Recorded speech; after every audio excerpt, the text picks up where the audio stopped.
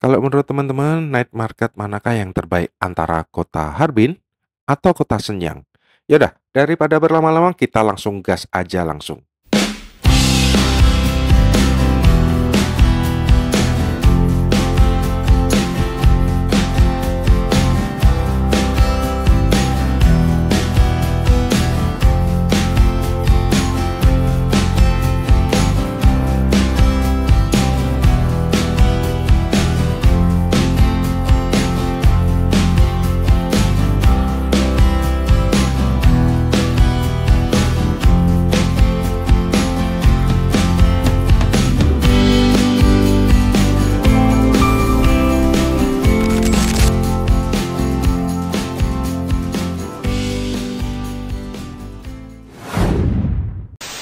JJ 老板，不客气。You're welcome. Bye 拜 bye. 拜拜拜。 Welcome. Halo semuanya, selamat datang di Nook Story. Melanjutkan dari postingan sebelumnya dari Snow Valley, kita akan balik ke kota Harbin karena aku mau ajak teman-teman untuk datang ke sebuah night market yang bangunannya mirip ala-ala Rusia. Tapi sebelum video ini berlanjut, buat teman-teman yang belum subscribe, mohon supportnya untuk like video ini, share, and subscribe dulu dan aktifkan lonceng notifikasinya, oke? Ini enak banget.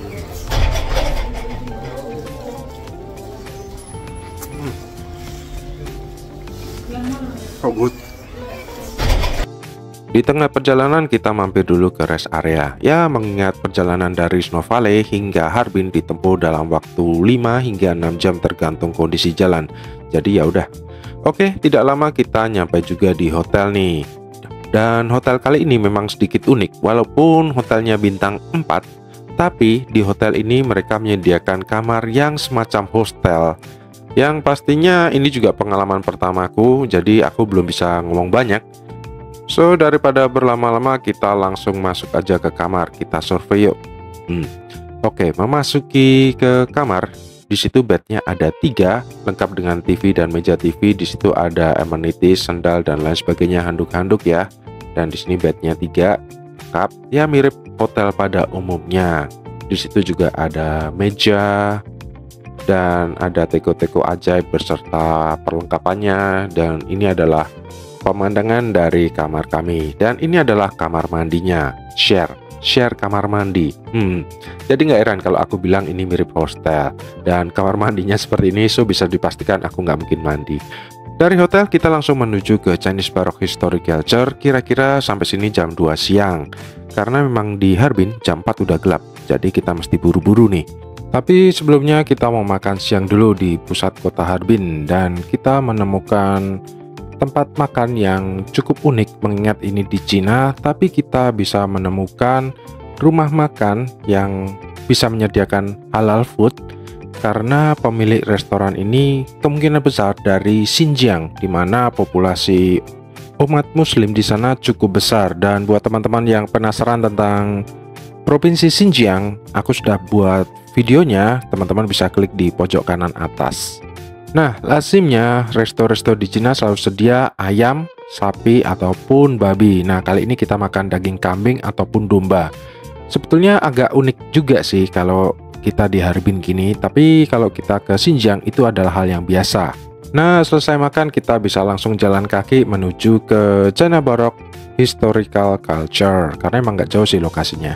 Oke, karena aku lagi ada di Harbin dan Harbin itu dekat dengan Rusianya. Nah, di belakangku ini toko oleh-oleh khusus yang berbau dengan Rusia. Jadi sekali ke Harbin bisa dapat 2 oleh-oleh, yang satu berbau ke Tiongkok, yang satunya berbau ke Rusia. Jadi nggak heran kalau kita ke toko oleh-oleh kita bakal nemuin banyaknya coklat-coklat Rusia gini nih. Dan harganya pun cukup murah. Ya udah beli aja ya. Seperti yang teman-teman lihat, karena emang di Harbin ini dekat banget dengan Rusia. Jadi seperti yang teman-teman lihat, bangunannya itu tuh ciri khasnya ada kayak ciri khas ke Rusia gitu. Ya, jadi menurutku cukup unik aja. Lagian juga kalau misalnya teman-teman foto-foto di daerah sini dan teman-teman bilang bahwa kalau teman-teman lagi ada di Rusia juga nggak ada yang ngerti sih. Dan akhirnya kita memasuki daerah pasar malam, dan di pasar malam ini kita bisa menjumpai banyak snack-snack lucu ala-ala di Cina sini, dan emang ramai banget nih. Iya, beneran ramai. Selain jual snack-snack gitu, di sini juga banyak yang jual giok-giok, tapi nggak ngerti ya gioknya asli atau enggak. Sebetulnya kalau giok asli kan harganya bisa jutaan kan? Tergantung besarnya juga ya. Ya udah, selain di area kaki lima, di situ juga ada area pertokoan. Jadi pasar malamnya komplit juga nih. Yang pertokoan ada, yang kaki lima juga ada, dan kira-kira di pertokoan ada apa aja ya? Yang bisa dipastikan di sini ada resto dan toko aksesoris. Lanjut di sini juga ada yang namanya kayak bar gitu juga ada, macam-macam, tempat karaoke dan lain sebagainya. Lengkap lah. Dan yang bisa dipastikan lagi adalah kalau teman-teman jalan-jalan di Cina, masalah toilet umum itu ada di mana-mana. Jadi teman-teman nggak usah khawatir. Emang kenapa sih toilet umum mesti dibahas? Ya karena penting John. Mengingat kayak di Amerika yang namanya toilet umum itu susah. Kita harus ke McD, harus beli sesuatu, baru kita dikasih pinjam toilet umum. Sampai segitunya. Apalagi kalau lagi winter gini kan, hasrat pingin pipis itu kan tinggi ya. Dan suhu saat ini memang minus 15. Jadi nggak heran kalau sering ke toilet. Penting kan? A few moments later. Oke, karena sudah jam 9 kurang, saatnya balik ke hotel. Tapi sebelumnya kita mau mampir dulu ke minimarket nih. Karena ya kita butuh makanan buat breakfast besok pagi. Tomorrow. Pagi hari pun tiba dan jam 9 pagi kita memutuskan untuk check out karena kita harus menuju ke stasiun. Dan ternyata semalam kota ini turun salju cukup lebat karena emang jalanannya sampai putih gitu tuh. Oke, kita akan melanjutkan perjalanan ke kota berikutnya, ke kota Shenyang atau Shenyang dengan menggunakan bullet train atau kereta cepat. Dan akhirnya kita tiba juga nih di stasiun. Oke, sekarang aku sudah sampai di Harbin Railway Station. Kita akan melanjutkan perjalanan menuju ke kota berikutnya, ke kota Shenyang. Shenyang ya. Dan ternyata stasiun kereta di sini besar juga ya. Kayak domestic airport di Indo deh. Oke, petunjuknya adalah seperti ini. Jadi kita mesti pakai Google Translate nih. Oh ya, buat teman-teman nggak perlu khawatir harus nunjukin tiket atau ngeprint tiket dulu, nggak usah. Karena kita daftarnya dengan paspor, cukup nunjukin paspor dan mereka langsung membaca nama kita. Sebetulnya plus minus aja sih, karena petugas-petugas di Cina sini kan mereka tidak baca alfabet, jadi emang agak lama aja check-innya. Sekarang dari kota Harbin kita menuju ke kota Shenyang dengan menggunakan bullet train yang kecepatan maksimumnya hingga 357 km per jam. Jadi dari kota Harbin menuju ke kota Shenyang dengan bullet train ini ditempuh dalam waktu kira-kira 2 jam dengan bullet train. Tapi kalau dengan kereta biasa bisa sampai sekitar 5 hingga 6 jam. Signifikan banget ya. Oke, akhirnya kita bisa melihat kota Shenyang dari kereta dan 2 jam emang nggak kerasa sih, karena emang ya excited aja. Oke, nyampe di stasiun, ternyata aku baru tahu bahwa stasiun kereta di Shenyang terintegrasi dengan subway.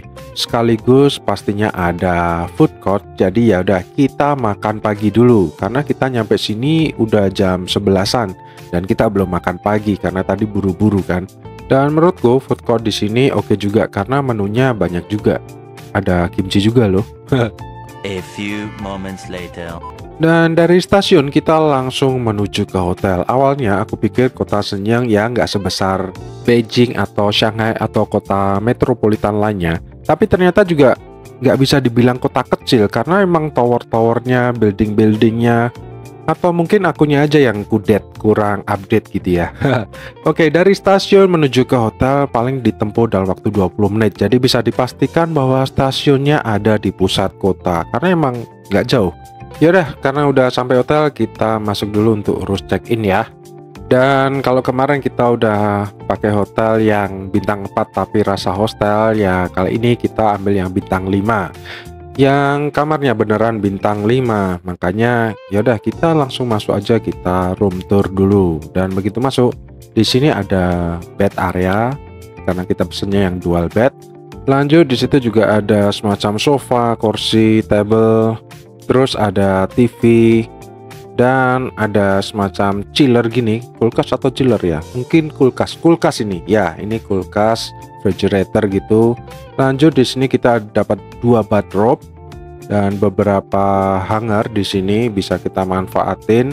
Lanjut kita masuk ke area kamar mandi ya, dan di sini ada bathtub lengkap dengan wastafel dan beberapa handuk-handuk, amenities sudah pasti. Terus di bawah ini ada hand towel, ada sendal dan lain sebagainya, sudah pastilah. Kalau ini udah standar bintang 5 kan. Terus untuk area showernya ada lengkap dengan shampoo, conditioner dan bath gel. Dan ini adalah pemandangan yang bisa kita dapatkan dari jendela kamar kami, di mana di situ ada tower TV karena emang hotel kita ada persis di tengah kota. Oke, lanjut ke restonya. Restonya menurutku konsepnya rada retro gitu, klasik-klasik tahun 60-an. Tapi menurutku menarik juga sih. Jadi seperti ini adalah restonya, dan ada beberapa butik kecil di dalam lobby, dan ini adalah area lobbynya, besar juga ya. Oke, kita lanjut ke area gym, di mana kolam renangnya indoor karena ya ini negara 4 musim. Kalau udah musim dingin ya, kalau nggak indoor siapa yang mau renang. Dan ini adalah gym areanya. Menurutku perlengkapan di sini cukup lengkap, beda dengan hotel-hotel pada umumnya yang ala kadarnya ya. Di sini lengkap juga. Oke lah, cukup lengkap lah. A few moments later. Malam hari pun tiba, dan sebetulnya nggak malam-malam banget sih. Cuman memang beda waktunya dengan Harbin. Di sini jam 5 udah gelap, kalau di Harbin kan jam 4. Oke, sesuai janjiku aku mau ajak teman-teman untuk menuju ke night market karena cukup jalan kaki aja kita udah nyampe. Oke, sekarang aku lagi ada di Shenyang dan kita akan pergi ke kita akan pergi ke night market. Nggak tahu ada apa di sana dan bisa nemuin apa. Sekarang jam 6, suhu -1, dan aku lagi cari makan malam. Dan karena besok harus pulang, walaupun nggak gitu dingin tapi harus pakai jaket lah. Takutnya kalau tiba-tiba anginnya kenceng kan, ya bisa kerasa banget tuh. Oke, akhirnya kita tiba juga di night market. Jaraknya cuma 200 meteran dari hotel.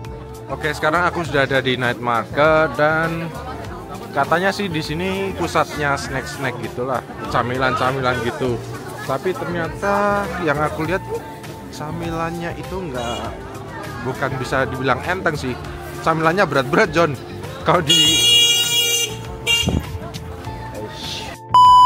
Kalau di Indo mah buat lauk itu gede-gede. Oke, karena kita udah nyampe night market, tujuan pertama kita adalah makan malam, dan kita mendapatkan 1 porsi seafood untuk berempat gini hanya dengan 200 ribuan loh. Nggak mahal ya. Padahal itu seafoodnya wow. A few moments later. Dan buat teman-teman yang hobinya cashless, walaupun di Cina rata-rata sudah bisa menerima pembayaran non-cash, bisa dengan QRIS ataupun gesek kartu, tapi bukan berarti semuanya bisa menerima cashless ya. She's broke, I might as well. Untuk bawa jaket, ternyata malamnya turun sampai -5 atau 6 tadi ya. Dingin John, dingin. A few moments later. Dan dari night market kita melanjutkan ke salah satu pusat pedestrian modern. Oke, ini adalah area pertokoan Songji, bukan Songji gudeg, tapi Chongji. Ya. Oke, aku nggak tahu ngomongnya gimana, Chongji atau Songji, whatever. Yang penting ini area pertokoan di mana orang-orang banyak merayakan tahun baru untuk tahun 2024 ke 2025. Oke, di pusat pertokoan Chongji ini aku menemukan beberapa tenan dengan brand-brand kelas atas. Jadi kalau bisa disimpulkan bahwa tempat ini, lokasi Chongji ini, kelasnya memang sedikit lebih hype aja sih menurutku ya. Jadi bisa dipastiin bahwa aku nggak mungkin belanja apapun di sini ya, karena demi menghemat anggaran. Oh ya, ini menjelang tahun baru jadi nggak heran kalau rame dan banyak polisi yang berjaga. Tapi kayaknya polisi tetap berjaga deh, walaupun nggak menjelang tahun baru ataupun bukan karena hari-hari rame. Tomorrow. Pagi hari pun tiba, kita langsung bergegas check out dan menuju ke airport. Perjalanan dari hotel hingga ke airport ditempuh dalam waktu sekitar 40 menit. Dan ya, seperti biasa kita datang lebih awal karena untuk check-in di negara Cina kita memang agak lama karena mereka nggak terbiasa dengan alfabet. Dan sekian video kali ini, nantikan postingan kami berikutnya. Saatnya undur diri. Saya Emmanuel Nuk, pamit. Bye.